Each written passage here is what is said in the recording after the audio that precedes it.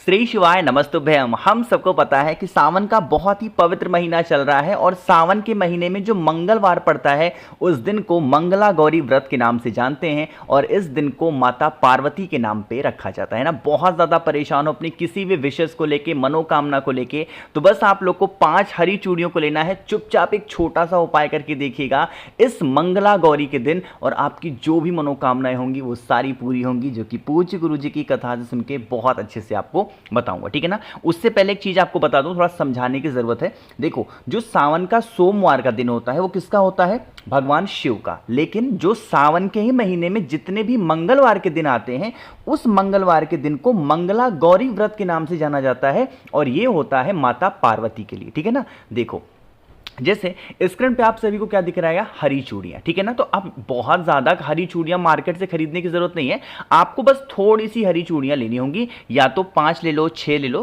थोड़ा सा हरी चूड़ियां लेंगे। इस हरी चूड़ियों को लेना और उसके बाद में आपके घर के आसपास में कोई नीम का वृक्ष हो, नीम का पेड़ हो, चाहे वो छोटा हो या फिर बड़ा हो, कोशिश करिएगा नीम का पेड़ बड़ा हो, है ना। लेकिन अपने घर पे इस उपाय को नहीं करना, ठीक।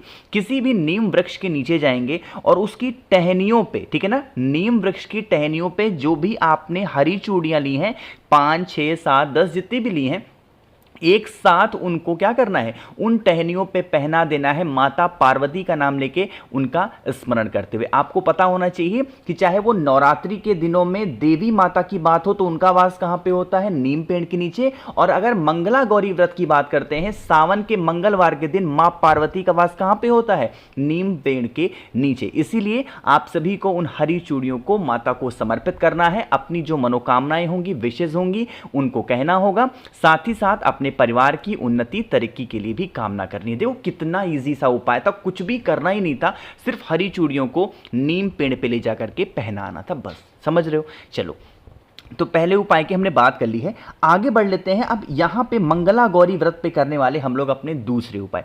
सबसे पहले बता दूं, जैसे आप सावन का सोमवार का व्रत रहते हो तो बहुत सारी बहनें ऐसी हैं जो मंगला गौरी का व्रत रहती हैं। आप व्रत रहते हो तो भी उपाय करो, व्रत नहीं रहते हो तो भी कर सकते हो, कोई इशू नहीं है, कोई दिक्कत नहीं, ठीक है ना। चलो समझने की कोशिश करते हैं।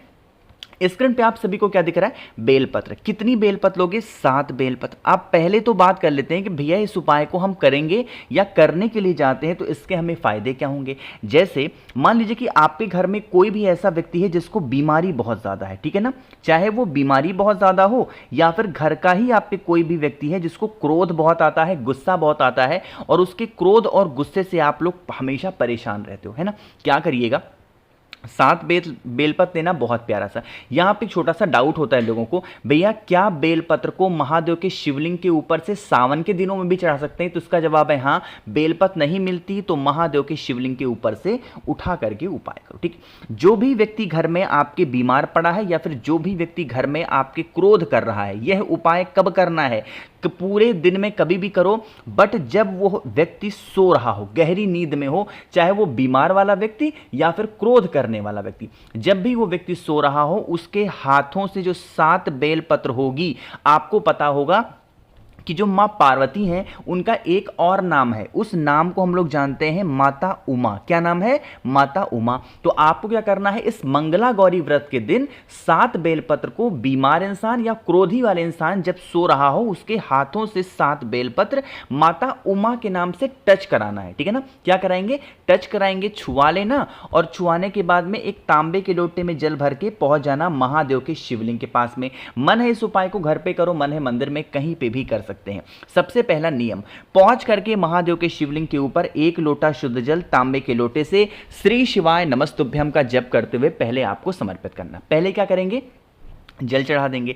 जल को चढ़ाने के बाद में जो आपके पास में 7 बेलपत्र है, हम सबको पता है शिवलिंग के ऊपर मां पार्वती का स्थान कौन सा होता है? यही जो हस्तकमल है, यही तो होता है ना। तो आपके पास में जो 7 बेलपत्र है, एक एक करके जो व्यक्ति बीमार है, जो व्यक्ति क्रोध कर रहा है, जो आपकी समस्या है, नाम और गोत्र बोल के उस व्यक्ति का माता उमा के नाम से एक एक बेलपत्र इसी कटी भाग पे आपको समर्पित करना है। यकीन मानिए जितने भी मंगला गौरी गौरी व्रत यानी कि जितने भी सावन के मंगलवार के दिन पड़ेंगे, अगर इस उपाय को आपने कर लिया तो जितनी भी तकलीफें आपके जीवन में होंगी वो सारी तकलीफें आपकी खत्म जरूर हो जाएंगी। ठीक है ना, थोड़ा सा बड़ा उपाय जरूर था बट आपको समझने जैसा होगा ताकि आप अच्छे तरीके से उपाय को कर पाएं। आगे बढ़ते हैं बस वीडियो के हम लोग अपने तीसरे उपाय की तरफ। और ये तीसरा उपाय पहले आपको समझा देता हूं कि यह कहां पे काम आएगा। जैसे मान लीजिए कि आपके घर में किसी भी व्यक्ति को आपको अपने वश में करना है। वश की डेफिनेशन आपको पता है, गुलामी नहीं होती है, मतलब कोई गलत दिशा में चला गया है, संगति जिसकी खराब हो गई है उसके लिए करोगे। साथ ही साथ कोई भी घर का ऐसा इंसान जिसको गुस्सा आता हो, कोई इंसान बहुत चिड़चिड़ करता हो, मारता हो, पीटता हो, आपको अपने रिश्तों को मजबूत करना है ना, इस उपाय को करिएगा। ठीक है ना, लेकिन उससे पहले एक छोटा सा काम और कर दो, जल्दी से वीडियो को लाइक करेंगे। मेरे जितने भी भाई बहन आवाज मेरी पहली बार सुन रहे हैं, चैनल को जरूर सब्सक्राइब करिएगा। ठीक है ना, देखो भाई समझने की कोशिश करते हैं। स्क्रीन पे आप सभी को लाल चंदन दिख रहा है, तो आपको थोड़ा सा लेना होगा लाल चंदन, बहुत ज़्यादा नहीं, थोड़ा सा लाल चंदन लेंगे और इसको छोटी सी कटोरी में लेना है ना। इसका पेस्ट बनाना, गाढ़ा सा पेस्ट बनाने के बाद में आपको ज़रूरत होगी इस तरीके से शहद की। किसकी? शहद की। अब शहद की मात्रा थोड़ी सी ज़्यादा रखेंगे, कम से कम 2 से 4 चम्मच शहद लीजिएगा। जो आपने लाल चंदन लिया है उसी के अंदर आपको 2 से 4 चम्मच शहद को भी डालना। शहद को डालने के बाद में अपनी उंगलियों से शहद और लाल चंदन को आपस में अच्छे से मिक्स कर देना। ठीक है ना, मिक्स करने के बाद में एक तांबे का लोटा लीजिएगा और उसके अंदर जल भरिएगा अपने घर से। अब यहां पे एक चीज और करना है और वो काम है, उस जल को आपको क्या करना होगा, उसमें गंगा जल भी थोड़ा सा जरूर डालेंगे। ठीक है ना, डालने के बाद में इन सभी चीज़ों को लेंगे और पहुंच जाएंगे महादेव के शिवलिंग के पास में। अब जो बताऊंगा उस मेरी बात को बहुत ध्यान से सुनिएगा। आपके पास में छोटी सी कटोरी है जिसमें लाल चंदन है और क्या है, शहद है।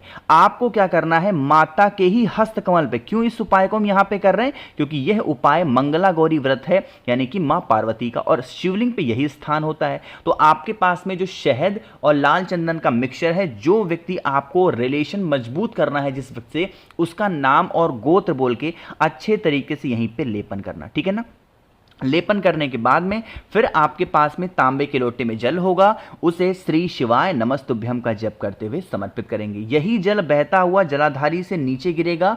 इस जल को थोड़ा सा रोकिएगा और रोकने के बाद में इसे लेके आप अपने घर पे जाएंगे। जितने भी कमरे होंगे, रूम्स होंगे, उन सभी कमरों में इस जल का छिड़काव कर दीजिएगा। यकीन मानिए, जो भी लड़ाई झगड़े क्लेश घर में चल रहे हैं, बहुत प्रॉब्लम में हो, पूरे परिवार प्रॉब्लम में है, वो सारी समस्याएं धीरे धीरे करके खत्म जरूर हो जाएंगे। ठीक है ना, कितने उपाय की बात कर ली है, 3। एक आखिरी उपाय की हम लोग बात और कर लेते हैं, जो कि आपको करना है काले तिल के साथ में। कहोगे भैया इस उपाय को करने से हमें बेनिफिट क्या होगा? सिर्फ एक फायदा है और वो है किसी भी बीमार व्यक्ति को आप बहुत ईजी से और आसानी से ठीक कर सकते हो। ठीक है ना, क्या करना है, काला तिल, 1 चुटकी काला तिल लीजिएगा, बहुत ज़्यादा नहीं लेना। ठीक है ना, 1 चुटकी काला तिल लेंगे। काले तिल के साथ में एक आपको तांबे का लोटा लीजिएगा, उसके अंदर जल भरिएगा और जल के ही अंदर क्या डालना है, आपको गंगा जल भी डालना होगा। क्यों? इस उपाय को हम बीमारी के लिए कर रहे हैं। अब काले तिल को लेंगे और पहुंच जाएंगे कहाँ पे, महादेव के शिवलिंग के पास में। तरीका समझिएगा, फेस रखेंगे उत्तर दिशा, नॉर्थ डायरेक्शन। यह उपाय हम कौन से दिन कर रहे हैं, मंगला गौरी व्रत यानी कि माँ पार्वती का दिन। तो उन्हीं के स्थान पे, यहाँ पे जो व्यक्ति आप पे घर में बहुत ज्यादा बीमार पड़ा है बरसों से, उसी बीमार व्यक्ति का नाम और गोत्र बोल के उस काले तिल को श्रम्भेश्वर महादेव, फिर से बोल रहा हूं, कौन से महादेव, श्रम्भेश्वर महादेव के नाम से माता के हस्त कमल पे कटी भाग पे समर्पित करके, जो आपके पास में तांबे के लोटे में जल है वो शिवलिंग के ऊपर कहीं भी समर्पित नहीं करेंगे, सिर्फ यहीं पे गोल गोल माता के हस्त कमल पर समर्पित करते हुए चले जाएंगे। उस व्यक्ति का नाम और गोत्र बोल दीजिएगा।